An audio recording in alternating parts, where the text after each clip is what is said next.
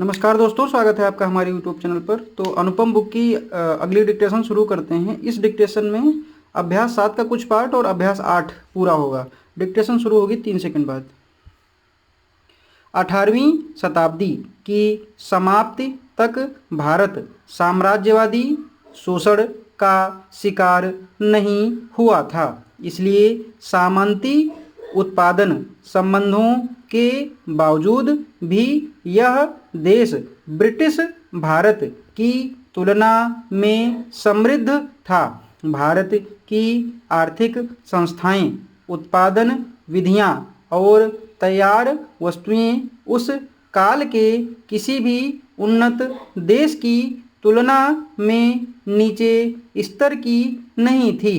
भारत के आर्थिक विकास से प्रभावित होकर कार्ल मार्क्स ने लिखा था, हाथ करघों और चरखों तथा उन पर कार्य करने वाले हजारों बुनकर तथा जुलाहे भारतीय अर्थव्यवस्था की धुरी हैं।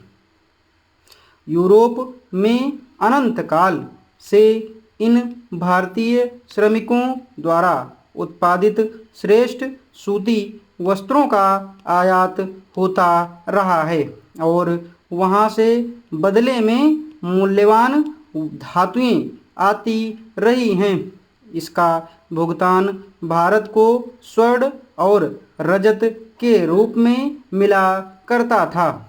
यह इस बात का प्रमाण है कि भारतीय अर्थव्यवस्था यूरोप के देशों से अच्छी थी, परंतु इंग्लैंड में औद्योगिक क्रांति हो जाने के बाद यूरोप में जो आर्थिक विकास का दौर प्रारंभ हुआ, तो ये देश विकास पथ पर अग्रसर होते ही गए। तभी इस काल में अंग्रेजों को भारत में अपना प्रभुत्व स्थापित करने में सफलता मिल गई। अंग्रेज शासकों ने भारतीय अर्थव्यवस्था के विकास में न केवल बाधाएं डाली, वरन यहाँ के ढांचे को नष्ट कर इंग्लैंड की पूरक अर्थव्यवस्था को जन्म दिया। पिछले दिनों यह बात सामने आई थी कि समृद्ध यूरेनियम बनाने संबंधी अनुसंधान को इसलिए उत्साहित नहीं किया गया क्योंकि भविष्य में हमारा नाभिकीय विद्युत कार्यक्रम प्राकृतिक यूरेनियम का ही उपयोग करेगा। इस प्रकार के अनुसंधान के विषय में मतभेदों की चर्चा थी, लेकिन अब यह स्पष्ट हो गया है कि हमारे वैज्ञानिक भी इस बात पर एकमत नहीं हैं कि भविष्य में किस यूरेनियम ईंधन को नाभिकीय केंद्रों में इस्तेमाल किया जाए। यूरेनियम क्या है? इस संदर्भ में सर्वप्रथम हम यह देखें कि प्राकृतिक यूरेनियम एवं समृद्ध यूरेनियम क्या है। यूरेनियम प्राकृतिक रूप में हमें ऑक्साइड के रूप में मिलता है और इसमें यूरेनियम 235 एवं यूरेनियम 230 पाए जाते हैं। प्राकृतिक रूप में पाए जाने वाले यूरेनियम 235 लगभग 0.07% तथा शेष यूरेनियम 238 होता है।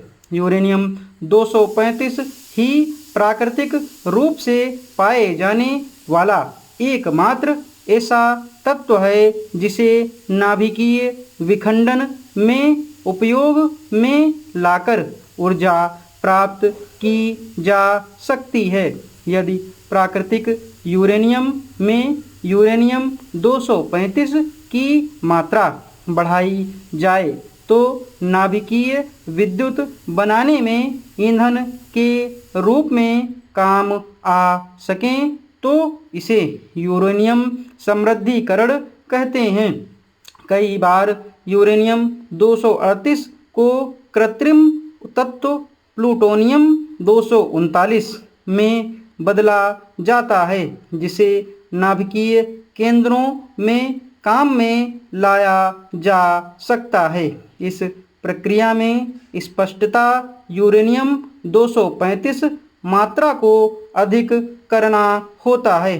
तारापुर नाभिकीय केंद्र के लिए हम जिस समृद्ध यूरेनियम का आयात कर रहे हैं उसमें यूरेनियम 235 की मात्रा 2.7% होती है।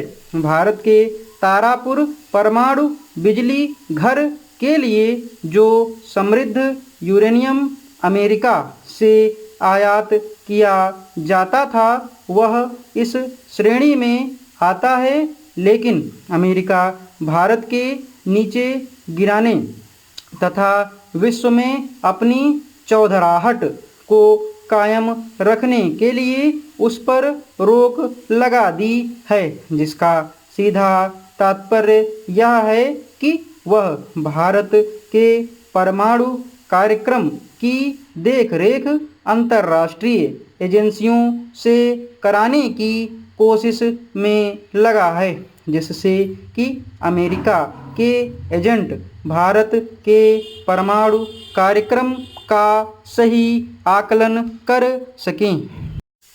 इस डिक्टेशन में लगभग 521 शब्द हैं और 6 मिनट 20 सेकंड में ख़त्म किया गया है, तो स्पीड लगभग 85 की रही है।